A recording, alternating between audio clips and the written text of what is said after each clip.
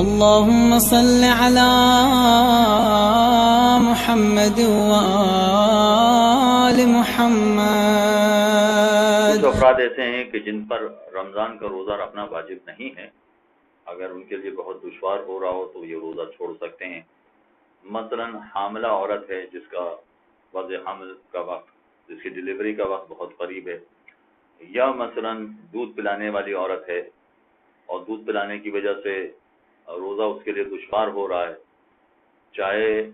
روزہ رکھنے سے اس کو تکلیف ہو رہی ہے یا روزہ رکھنے سے دودھ پیتے بچے کو تکلیف ہو رہی ہے، تو یہ وہ افراد ہیں کہ جن کے لیے روزہ رکھنا ضروری نہیں ہے۔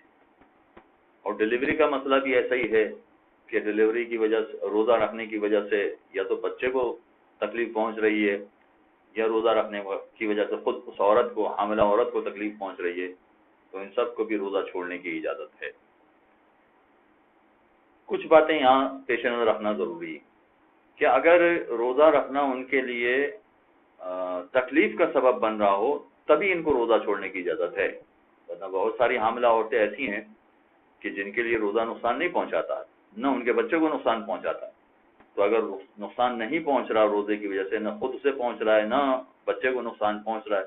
تو اس کو تو روزہ رکھنا پڑے گا، چاہے بالکل آخری ایام تک پہنچ گئی ہو، مگر روزہ رکھنے میں کوئی دشواری نہ ہو رہی ہو، نہ اسے ہو رہی ہو نہ اس کے بچے کو ہو رہی ہو، تو آخر وقت تک بھی روزہ رکھنا پڑے گا۔ اور یہی مسئلہ دودھ پلانے والی عورت کا بھی ہے کہ دودھ پلانے والی عورت کو خود دودھ پلانے کی وجہ سے یا بچے کو دودھ پلانے کی وجہ سے روزے میں بہت زیادہ تکلیف ہو رہی ہے تو اسے روزہ چھوڑنے کی اجازت ہے، مگر یہاں آیت اللہ سیستانی کا ایک بڑا خصوصی مسئلہ ہے کہ اگر فرض کیے کہ دودھ پلانے والی عورت کو تکلیف پہنچ رہی ہے، چاہے خود اسے تکلیف پہنچ رہی ہے یا اس کے بچے کو تکلیف پہنچ رہی ہے، تو جتنا دودھ پلا سکتی ہے آرام سے اتنا پلائے، اور اگر اس کے علاوہ کوئی اور دودھ پلا سکتی ہے وہ اور بچے کو کوئی پریشانی نہیں ہوگی تو پھر روزہ چھوڑنے کی اجازت نہیں ہوگی۔ مثلا فرض کیجئے کہ دن میں 6 ٹائم اگر یہ دودھ پلاتی ہے، 6 ٹائم میں سے اگر 3 ٹائم دودھ پلا سکتی ہے یہ اور روزہ پورا کر سکتی ہے جس میں نہ خود اسے تکلیف ہوگی نہ بچے کو تکلیف ہوگی، تو بقیہ 3 ٹائم کے لیے اگر وہ کوئی اور دودھ کا انتظام کر سکتی ہے تو کوئی اور دودھ کا انتظام کرے اور روزہ رکھے۔ کوئی اور دودھ کا مطلب اگر بکری کا دودھ پلا سکتی ہے بچے کو، گائے یا بھینس کا دودھ اگر بچے کو مافک آ جاتا ہے وہ پلا سکتی ہے، اگر وہ بھی مافک نہیں آ رہا ڈبے کا دودھ پلا سکتی ہے اور ڈبے کے دودھ میں تکلیف نہیں ہو رہی بچے کو، تو اگر دن میں 6 ٹائم اسے دودھ پلانا پڑ رہا ہے، دن میں سے اس میں سے 3 ٹائم اگر دودھ پلائے اور روزہ پورا کر لے اور بقیہ 3 ٹائم میں مثلا وہ ڈبے کا دودھ پلا کے بچے کی غذا کا انتظام کر سکتی ہے، تو اسے روزہ چھوڑنے کی اجازت نہیں ہے، پھر تو اسے روزہ پورا کرنا پڑے گا۔ تو روزہ چھوڑنے کی اجازت فقط اس صورت میں ہے کہ اگر تھوڑا تھوڑا دودھ پلا کر بھی اپنا روزہ پورا نہ کر سکتی ہو،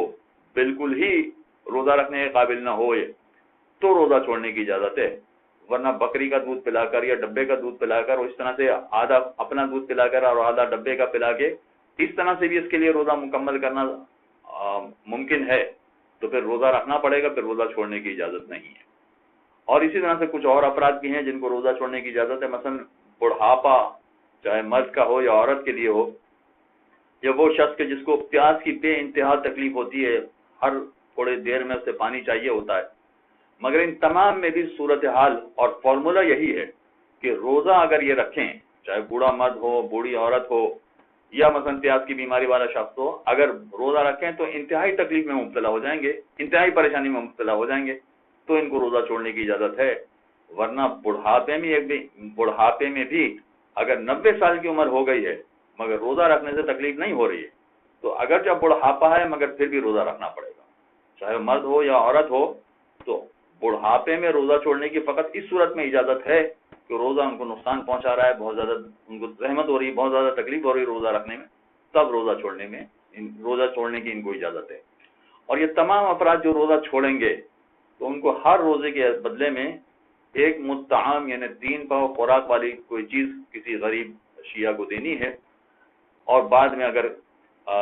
جیسے دودھ پلانے والی عورت ہے یا حاملہ عورت ہے ان کو تو اس کی قضا بھی کرنی ہے، اگرچہ بزرگ افراد یعنی بوڑھے افراد کو قضا نہیں کرنی ہے، ان کو فقط فدیہ دینا ہے۔ فدیہ تو ہر ایک کو دینا ہے مگر قضا فقط حاملہ عورت یا دودھ پلانے والی عورت کو کرنا پڑے گی۔ صلی اللہ علیہ محمد۔ اللهم صل على